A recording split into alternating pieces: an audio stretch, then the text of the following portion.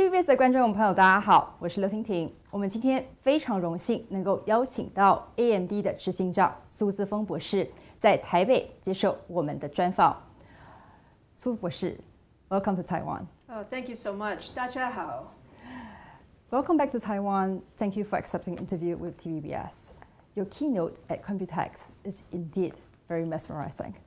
So the first question I have for you is, can you share your insights on the development process of the MI325X accelerator, which you shared during keynote? What are some of the biggest challenges and breakthroughs your team's experienced? Well, first of all, I have to say, thank you so much to everyone in Taiwan. It's been such a wonderful trip, and this time Computex is really special. You feel like there's so much energy and so much really everyone coming together in the ecosystem. So it's been a wonderful trip, and as we talked about, AI is AMD's number one priority, and so we're very focused on building the best products and the best AI accelerators. And what we announced this week at Computex is that we're actually accelerating and extending our roadmap. So we're moving to every year a new product. So later this year, MI325, and then next year we'll go to MI350 and so on. So it's a very exciting time, and the key thing is to keep increasing the performance such that we can really deliver this new generative AI capabilities. How is AMD ensuring that the AI 325X is supported by robust software tools and developer resources? Yeah, very important that the software ecosystem is super important. It's our job to make it very easy for people to develop and adopt our GPUs and our accelerators. And so we've invested a lot in the tools, and we very much focus on an open ecosystem. And when you have an open ecosystem, actually everybody can contribute to that ecosystem to really bring together the innovations of the entire community. How would you position AMD's AI PC in the market in the near future? Yeah, the very exciting part is, first of all, PCs have always been, in Taiwan has led the PC ecosystem for so many years. And so this is the place we wanted to talk about our new innovations around AI PCs. And AI PCs is really just a new category for all of us when we think about our productivity and how we can get more assistance and how we can do more content creation. This is the area where the new NPUs across AI PCs will become extremely important over the next few years. So we really appreciate such strong collaboration with all of the partners like ASUS and Acer and HP and Lenovo. All together, we're Microsoft, we're building this AI PC category. I'm glad you brought up the ecosystem in Taiwan. How important is Taiwan's ecosystem to the development of AMD?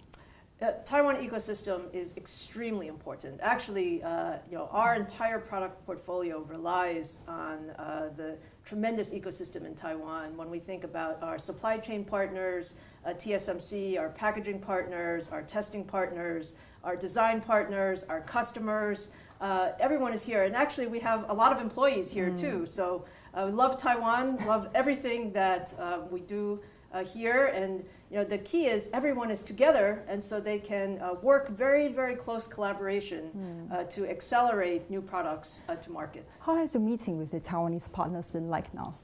It's been fantastic. I would say this week we spent a lot of time together. I had a chance to also see their new products and their new platforms on the Computex show floor, and also discuss our next generation roadmaps. So the key with the ecosystem is that we must stay in very close touch to make sure that our developments are very coordinated. So it's been a great week. Sufficient energy is crucial for AI workloads. While the White House actually is bringing up the new nuclear power plants, Taiwan actually adopts a non-nuclear green energy policy. So are you concerned about that regarding your suppliers? I think the most important thing that we all recognize is that power is very, very important as we go forward. And the computing capability can do so much, so we do need to invest in power actually around the world. So I think everywhere there's a energy policy that's required, And from ourselves as a chip supplier, our goal is to make sure that we're as energy efficient as possible, so we can get as much performance for as little power. But definitely, I agree that energy policy is very, very important. Given AMD's reliance on Taiwanese suppliers, and as you mentioned earlier, how do you address the concerns about the supply chain stability? Well, I think the most important thing we always think about is supply chain partners. We all want to see resiliency in the supply chain as well. So as much as we have tremendous relationships with the Taiwanese supply chain, I think we're also all working together to make sure that there's a good resiliency and some geographic diversity in that supply chain as well. I want to talk about the Taiwan's R&D center. Do you want to share more about that? Well, first, as I said, Taiwan is such an important geography for us. We have so many engineers here. We already have over 1,000 engineers here in Taiwan doing all aspects of our design and development. And as we look forward, we always look for, where should we expand our R&D as our company is growing. So I do think that we will expand in Taiwan, and we're working through sort of all of the details, but I'm excited about the opportunities here. I want to talk about the great work you have done at AMD, especially your acquisitions of Xilinx and Pensando. They are really, really astounding. What are some strategic steps in the near future, do you think, especially in the AI era? Do you think that AMD will expand?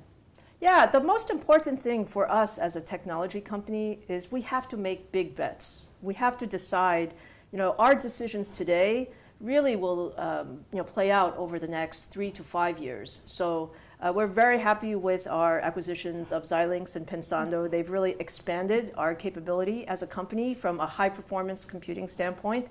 And as we go forward, we'll continue to be very aggressive to add to our technology capability. And as you said, this AI era is special, it's different. It's the most important technology over the last 50 years. So we're going to invest very aggressively to gather all of the technology IP for that. This year also marks your 10th year as the CEO of AMD. So what vision do you have for the company, and where do you see AMD in the next decade? It's funny, sometimes 10 years sounds very long. And actually, in technology, it can also be very short. So, our vision, my vision is AMD should be the high-performance computing leader. And when we think about high-performance computing over the next 10 years, I think the AI era is really going to define the next 10 years. So, my mission, AMD's mission, is to be an end-to-end AI leader going forward. What advice do you have for young women interested in chip, interested in computer engineering as you once were? Well, I would say that engineering is a fantastic profession for women and for men, frankly. This is an opportunity. What I love about engineering is the ability to build something. We can build something and that can actually go to help make the world a much, much better place. And that's something that I think is very special. So my advice to young men and women is really follow your passion and solve some very difficult problems, because our goal is to make sure that we're working on the most interesting and exciting and also the most difficult problems going forward, and engineers can help make that a reality. I think most of the Chinese audience have a very deep impression of you when you talk about you want to solve the hardest problems. So it is not easy. Your journey here, especially as the AMD CEO. How do you see yourself, working on this motto? How do you think this will inspire the younger generation? Well, when I look at the opportunity, I think the opportunity is what is so exciting going forward. And in my career, I've had the chance to work on a lot of interesting problems.